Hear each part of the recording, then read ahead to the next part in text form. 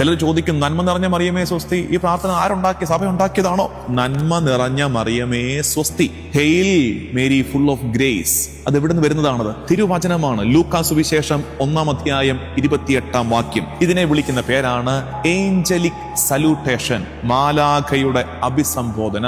Angelic salutation, ഇത് ഓർത്തു വെച്ചേക്കണം. കൃപ നിറഞ്ഞവളെ നിനക്ക് സ്വസ്തി എന്ന് മാലാഖ വിളിച്ചത്. ഇതെങ്ങനെ ഇത് തുടക്കത്തിൽ ചൊല്ലി പ്രാർത്ഥിക്കുന്നത്? ഈ പ്രാർത്ഥനയുടെ കാരണം അതായിരുന്നു രക്ഷാകര രഹസ്യങ്ങളുടെ ആരംഭം. കവാടം തുറക്കുകയായിരുന്നു. മറിയത്തിലൂടെയാണ് ദൈവം ഒരുക്കിയ രക്ഷ ഭൂമിയിലേക്ക് ഒഴുകിയിറങ്ങാൻ തുടങ്ങിയത് എന്ന് മനസ്സിലാക്കണം. മറിയത്തിന്റെ സമ്മതത്തിലാണ് രക്ഷയുടെ ആരംഭം.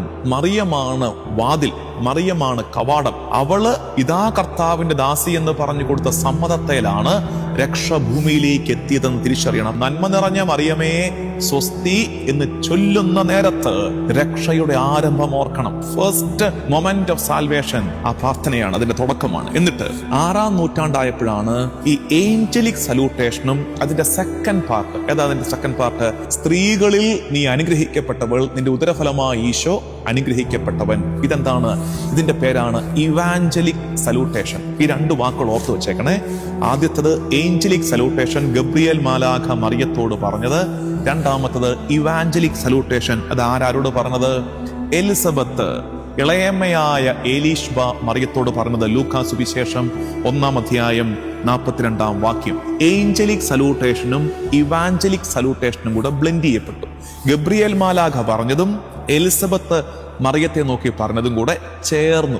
അങ്ങനെയാണ് നമ്മൾ ഇന്ന് ചെല്ലുന്ന നന്മ നിറഞ്ഞ മറിയമേ പ്രാർത്ഥനയുടെ ആദ്യ ഭാഗം രൂപപ്പെട്ടത്. 11-ാം നൂറ്റാണ്ട് വരെ ഈ ആദ്യ ഭാഗം മാത്രമേ ഉണ്ടായിരുന്നുള്ളൂ പ്രാർത്ഥന.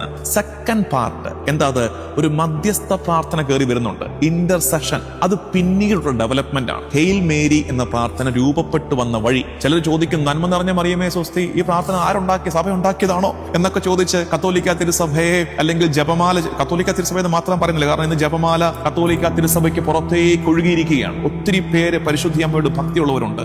അത് ഡിനോമിനേഷൻസിനും അപ്പുറത്ത്, റിലീജിയനും അപ്പുറത്തേക്ക് ഒത്തിരി പേരുടെ ഭക്തിയുടെ വിഷയമാണ് ജപമാല.